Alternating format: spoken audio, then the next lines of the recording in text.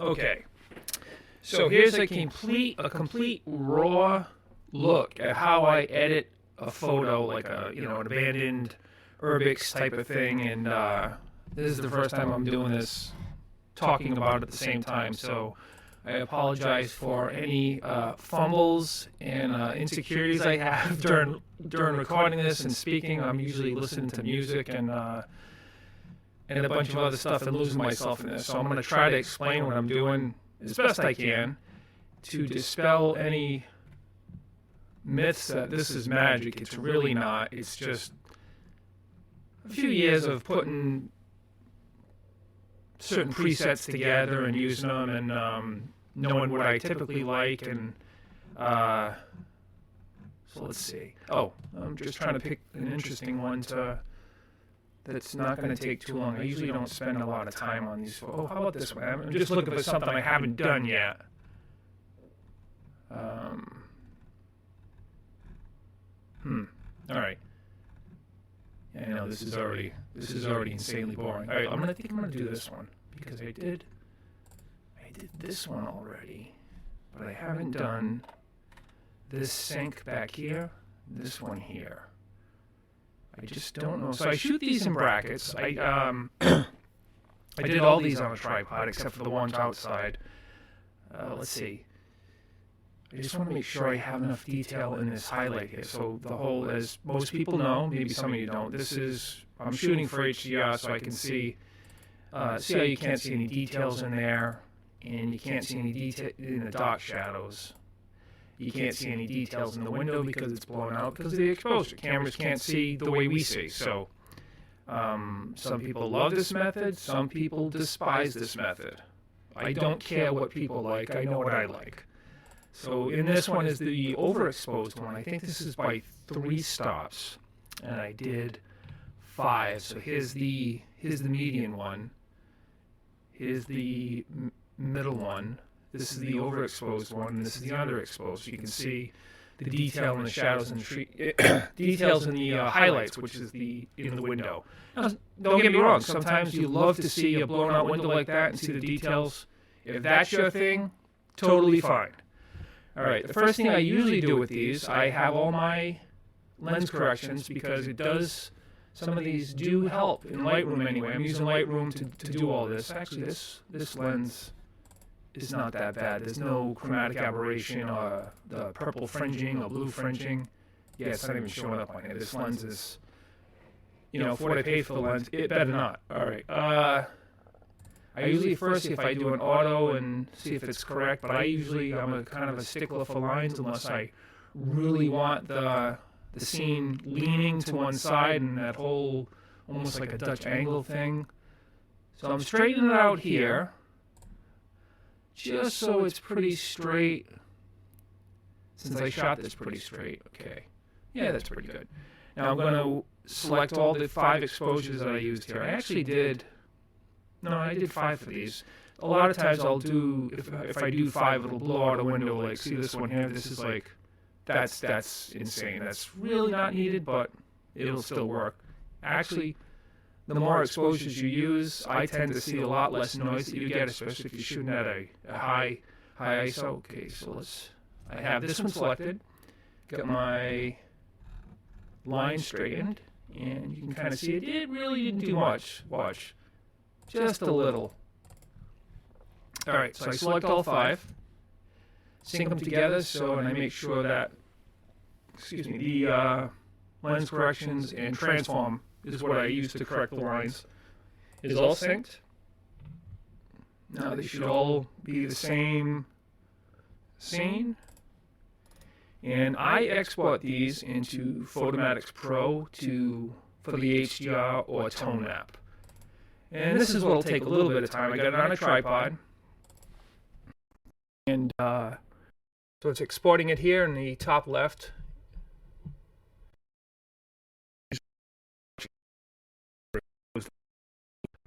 I was running out of room on my SD cards on the camera. These files are so huge. All right. So I have a typical preset that I start with for this type of photos in Photomatix, and I always load up right into there. It is very, very flat looking. It's kind of gross. It's not nothing. It's definitely nothing like I want the final photo to be. But these are the settings I usually use. This has definitely changed over the years.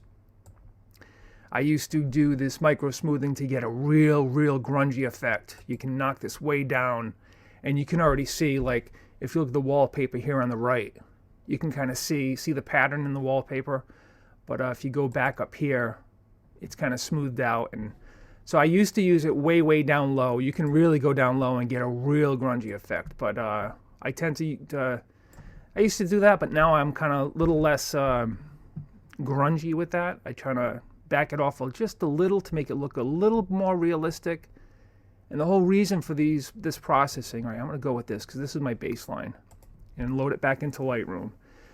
I like it to be, I guess, a little more realistic, but still kind of, I want it to look and feel, and when you see it, you kind of get that feeling like you were there. That type of thing. You know, it's tough to explain, but just, I mean, this shot doesn't make me feel like when I was there. Well, kind of, but, you know, you can't see through the window. All right, so I'm looking at this now, and I still want to see the detail in the trees out here. So I'm going to knock the highlights down a little. This is my tone mapped image over here from Photomatics. I'm going to drop the highlights way down low. Didn't do too much. And we're going to load this into Photoshop, and this with my Lightroom adjustments. So let's let this load in. And let me check the crop on this. I just want to see. Yeah,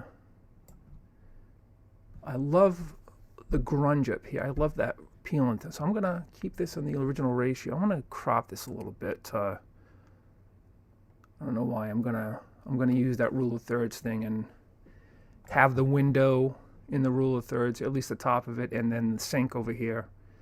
But yet I still have the height of the ceiling, and I get all that delicious decay there. So I'm gonna stop that there, crop it there. And let's see. So the next thing I usually do for something like this, you'll see this is pretty automated.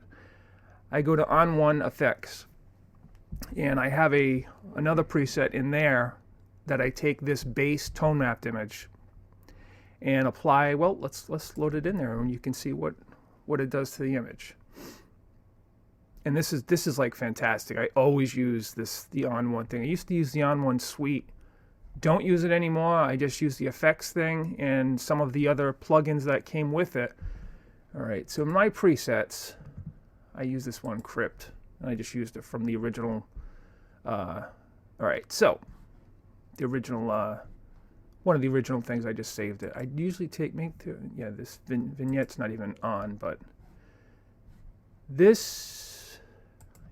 So I have a color enhancer.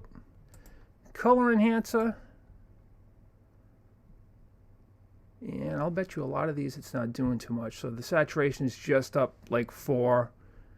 Wow, I haven't looked at these in so long. And I brought the opacity down. So the tone, I got the contrast up. Highlights. There's a little bit of a glow. I brought the opacity of the glow layer down. You can see what it does there. It's not too much, just kind of subtle. Then I have the color, and I do another color adjustment here, but no, that's not doing anything. See, so I should just delete that, but I'm not gonna. Dynamic contrast is where I typically put just a small amount of contrast. I usually just do these at all 9. And that just adds a little bit. See how it takes a little bit of the, adds a little clarity to it and almost a little bit of sharpening. It brings out the details a little. So I'm going to do with that. And let's see what this did. Now, this typically doesn't do oh, you know what I should have did? I should have went back in there and knocked those highlights down. Because that window is still bugging me. Even though some people love the window, I don't. So what I'm going to do here is I'm going to, let's see. Take this window again. Let's go into Camera Raw and try to fix this window a little bit. I'll use Camera Raw a lot too, and if you've never used it, this is just basically like Lightroom light kind of camera raw. So if you knock down the highlights, see how now you can see it. So you can see a little bit more of the window. I don't know why, I just want to see that window a little bit. Oh, look at that. Look at those spider webs in there and fingerprints. So this resolution on this camera is insane. This is the Sony a7R IV with the 12 to 24 millimeter on. I'm going to raise the shadows up a little bit so I can see a little bit of this grunge and this mold. Yeah. And actually, let's go up a little bit. I'm going to apply that so you can see what it's doing there. Let me make a copy of this light. I should have did that before so we can kind of see what we're bringing this, what we're turning this into. So my next thing is I usually go into the knit collection. And in this is another one I got a preset in there. I kind of use this, and I use the, I think it's the tonal contrasting one. And the tonal contrasting one, this is where it really bumps up the contrast and the grittiness of a good Urbex scene. But it still works in, like, you know, if anybody's been to Wilson Castle, the first floor, it just looks, you know, epic down there with beauty, opulence. It just looks, everything looks expensive, right? All right, so this is what it's doing. That's my before, and that's my after. It definitely, and here's what it's doing with the tonal contrast. There's so many things to choose from, but I like this tonal contrast one. Got the highlights, 25%, midtones, shadows, saturation. I typically bring this down to 0 because I deal with the saturation later on. So yeah, got the saturation to 0. So this actually, the shadows look a little too dark right now, even though I'm probably just going to darken them up later. Let's check this again. There we go. Yeah, that's good. So this plugin takes a while to import back into Photoshop. Hold on, I gotta power myself up. Here's some coffee. All right. So it's loading back in to Photoshop.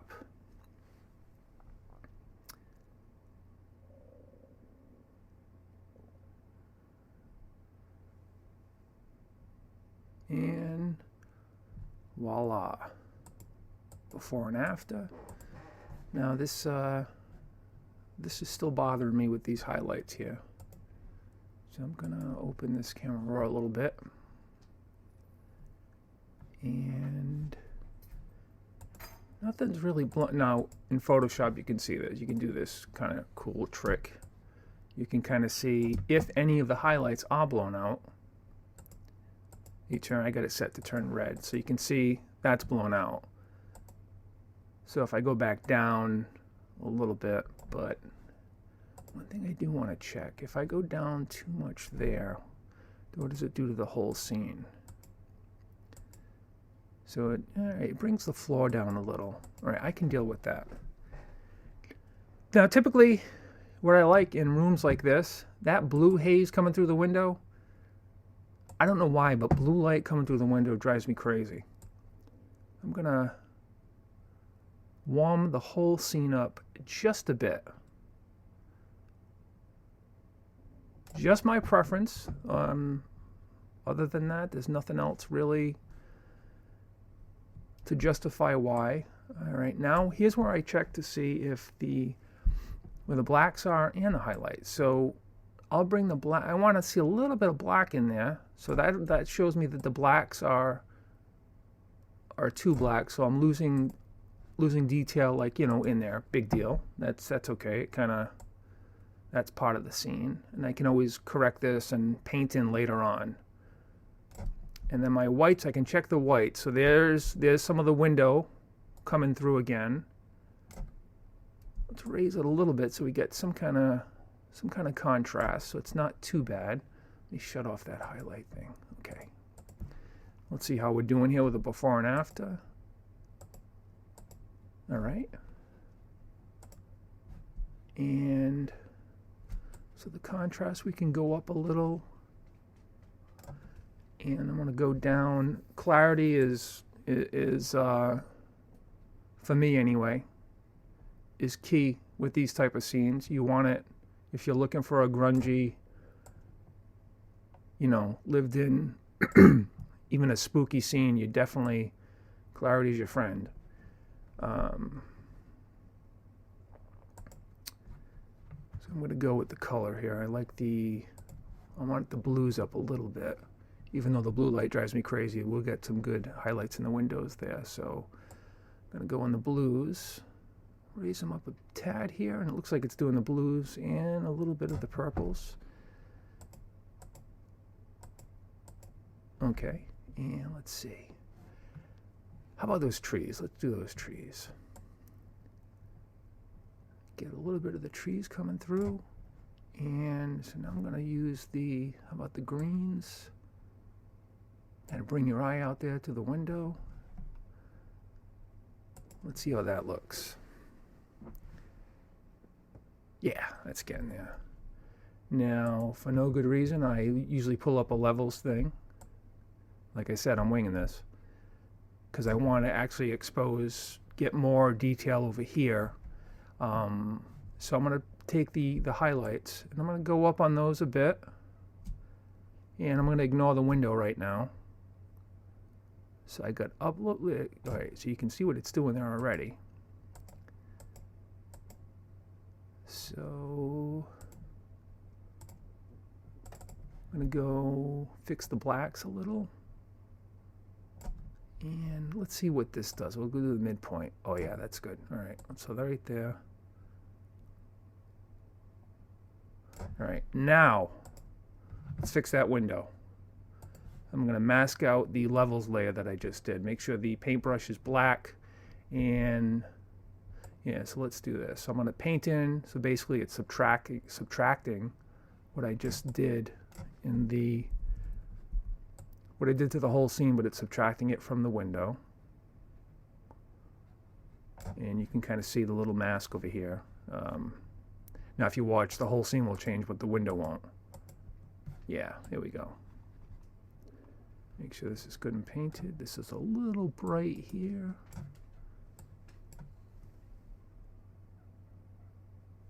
All right, so let's see. All right, that looks good. I'm just going to merge these two together. Now I'm wondering what else. I kind of like to set. Let me go back in Camera Raw and set this. A little more detail on the floor. Here's where I never thought I'd say this, but I've become a little bit of a painter here because I'm going to paint in now what I want to see. So typically it's the blacks down a little bit and the contrast. But anyway, let's fix this floor. I don't want auto mask, but I do want to see the overlay. So basically here's what I'm painting in. So I'm going to do the shadows in the dark spots of the floor. I want to exaggerate that just a bit. So I'm painting that all in there. And the red is just showing me where I'm painting in here. So I'm just doing a selective type of thing. Yes, so see, so if I do this to that, adds a little bit more contrast in selected areas. So, and again with that clarity, I can go up on the clarity and really grunge it up a bit and the texture. But at the same time, I can kind of bring the exposure down a little to kind of balance it out. So let's see what this is looking like. Now see, it's not so flat. I'm trying to a little more contrast, and I wonder why that looks. All right, let me add a new one, a new brush, and paint this pot in the lighter part. Lighter part of the floor that has some highlights in it. And shut the mask off. Well, I mean, not the overlay of the mask off. I want to turn that contrast up on there. And the grittiness, how about, oh yeah, all right. So I'm going to brighten up the highlight, warm up the highlights a little bit.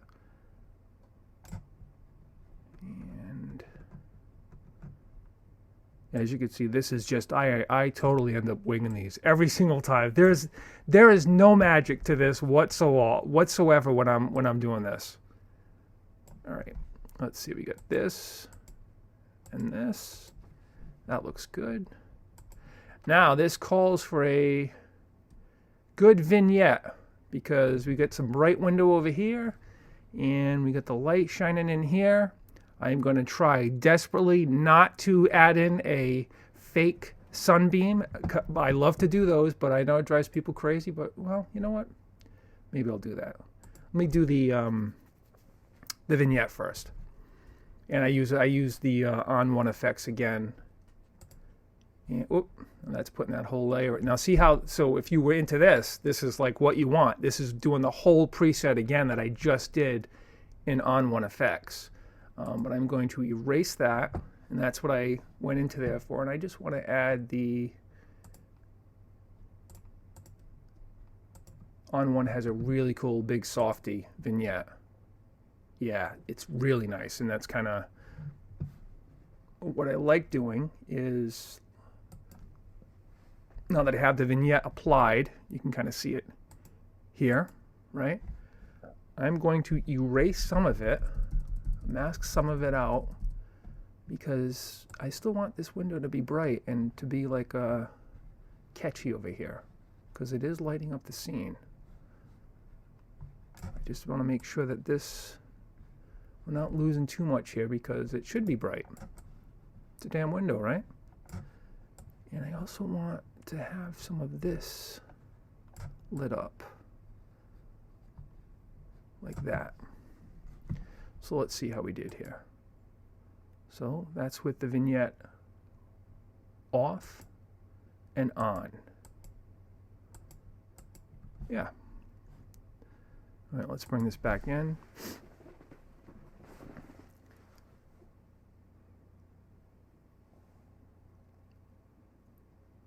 Exciting, huh? Watching this? Exciting as watching Wallpaper Peel. All right, let's bring this back into Lightroom and see how much damage we did. Actually, while it's doing that, we can see what we did here. So this is the initial, is where we are now. So you can kind of see what it's doing. It's grunging it up a bit. I love this grungy stuff. That looks pretty good. So I usually look at the histogram and see what we're doing here. We get a lot of blacks. All those blacks are blown out. And the highlights are not. So, you know, let's raise the highlights up a little. Now I'm holding down the Alt key to see. It's going to tell me where the white areas now are going to be, or the spots that are showing up, what's being overexposed. So it's not too much, right? Yeah, that looks good. And let's see. This could still be a little brighter. So I'm gonna do another brush down here. And I'm gonna go, well, let's paint it in first. Let me increase that size. Just paint some of this. I want to brighten this up just a tad. Shut the mask off so I can see what I'm doing. So, oop, why is it doing that? Yeah, here's why. I was in the global settings, not the mask setting, not the brush settings. So, if I go up on the highlights there, and the exposure a tad, and kind of show that the window's lighting that up. Yeah. And you know what? I'm gonna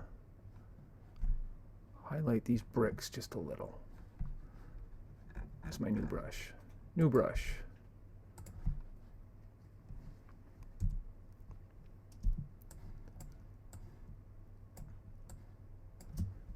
Just a bit here. Let's paint these up and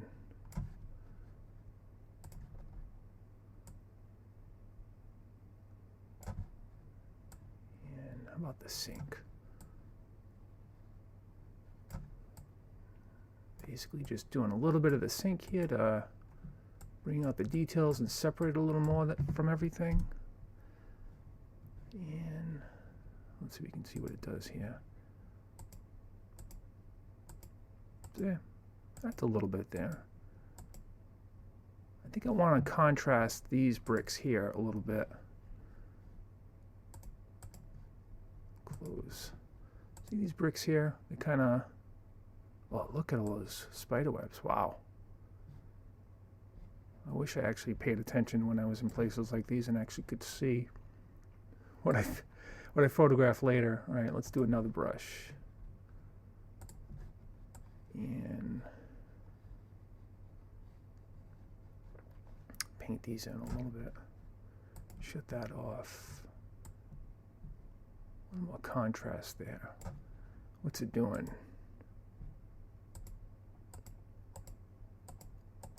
Yeah, how about a little bit of blacks? Because this pot, technically, let me actually zoom out.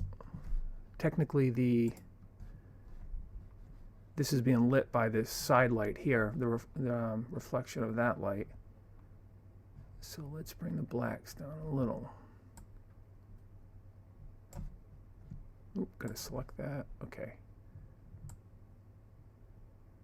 Now it gets a little too red though, when you tend to up the contrast, and I don't want it. Okay, there we go. Let's see. So you can see what it did. Usually, typically, if you dehaze it too, you kind of get the same effect a little bit than that, but either one works. Let's see how it looks overall. Yeah. So we are going from this is the middle, the average exposure, to this, which is tone mapped, the flat tone map I call it, to this, which is just about the final product. I'm gonna add another mask though, because I can't leave well enough alone. I want to show a little bit of this in here, and I don't want it to be too bright though. So there's my mask for that one. It's almost, let me see if so I'm adding a little bit of blue to it. I'm cooling that part a little bit. What's it doing?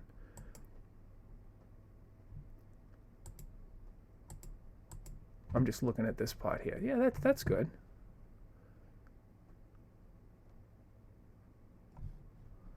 Let me see again. There was something else I was thinking of. I can't remember now. No, that's good. Close. So, again, we go from the middle to this, tone mapped to the final product. And I'm going to save this. Now, let me just close this one. That's our one before we did some more Lightroom adjustments. And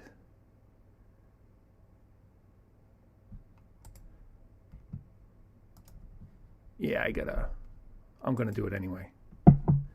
I gotta add light from there. Just to, you know what, let me, I'm gonna do it this way. Hold on. So I'm gonna copy this layer a couple of times,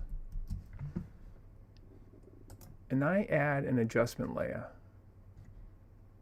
of, the threshold layer. I can't remember where I learned to do this. I'm certain it was YouTube, but hang with me, you'll see what I'm doing here. So I put the adjustment layer here, and basically what I'm gonna do is add some haze and light through here. You'll see what I mean. So if I add that there, I'm going to turn this into a smart object. And all right. And by the way, I'm actually following a post-it note that has 4 things that I follow to do this. All right. Now I'm going to do a radial blur, and that's going to give me the fake streams. You can also use Lumina for this, but I tend to find Lumina gives two directional beams of light, and it looks, while it does give a really good looking effect, I like kind of controlling it a little more. Maybe they'll add that in the future, that you can actually direct where you want the light, and I'm sure there's other ways to do this. So I want the radial blur.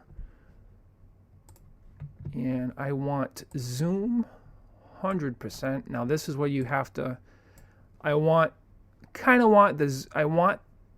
the rays starting here. And yeah, they give you a little square that's supposed to be the whole scene. So this is what I do. I usually go to draft. I pick it good and see, well, I guesstimate, all right, it's way off. So I'm gonna undo. And then radial blur again, and I think it was down here. I wanted it down here. And again, I want it right here. Nope, I gotta go up and to the right.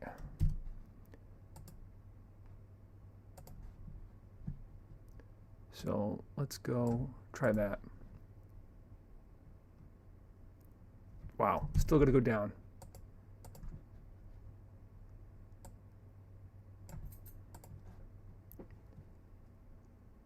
Ah, perfect, okay. But I'm going to do this again with the best. So it's gonna do its thing. It's gonna look a mess. You're gonna go like, why is he doing this? So you'll see.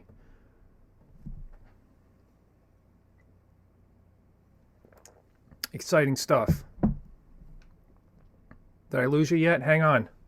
Gets better.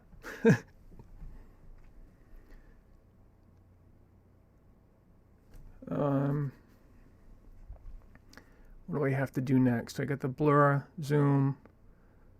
All right, so I'm going to add this to, all right, this is where I'm going to turn this into a screen blend. Now that's when, all right, you can see that, right?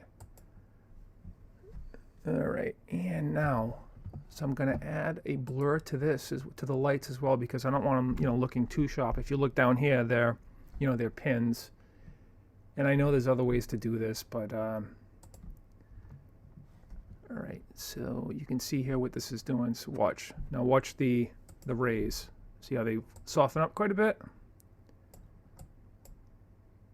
Kind of what I want, like that. So those soften it up quite a bit. Now I can, I can add,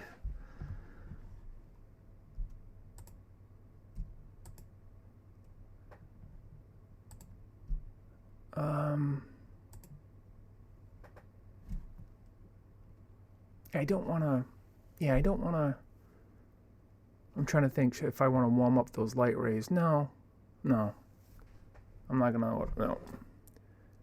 All right, so now what I'm going to do is I have that layer, and I'm going to merge these two. So, boom, boom, right? Wow, what a difference. Well, that looks good just like that, right? Yeah, no, it doesn't. All right. So let's bring the opacity down on this. And we can see what it's doing already.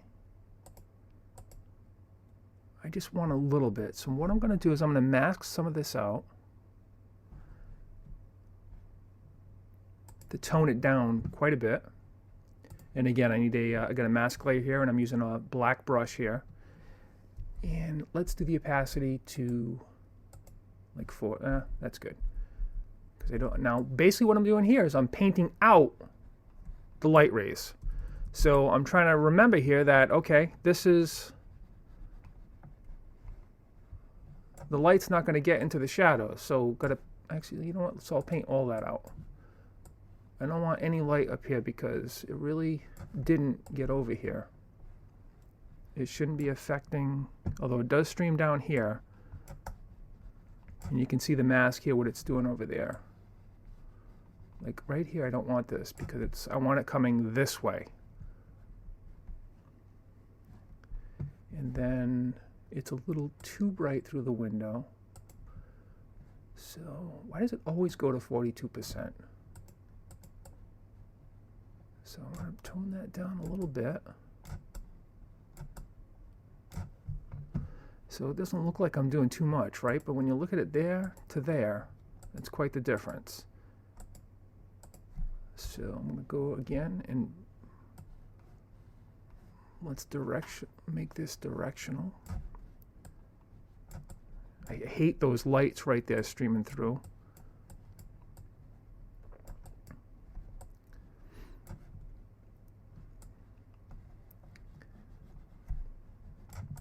And I want this part nice and dark. Is that all? Yeah, that's all black. So here's what it's doing. It's giving me this to this. It's softened it up a little bit. Actually, it can go down.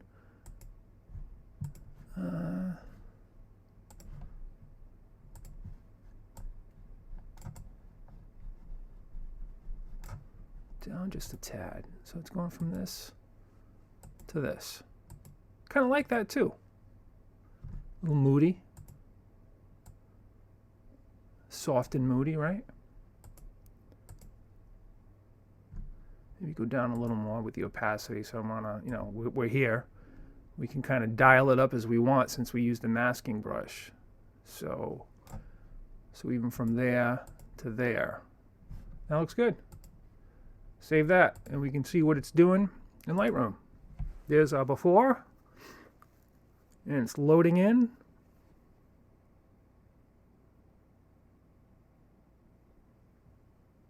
And boom, there it is. So we're going from this to this. I kind of like them both. I kind of like this. I like this more. I like this too, but knowing that those lights are fake, it sticks in the back of my head that those lights are fake. But you know what? To each their own. I'm going to save this one too. And I'm going to save it. That's it. That's all there is to it. Kind of the same thing happened from that to that to that. Same type of thing. Anyway, any questions, let me know. Thanks for watching.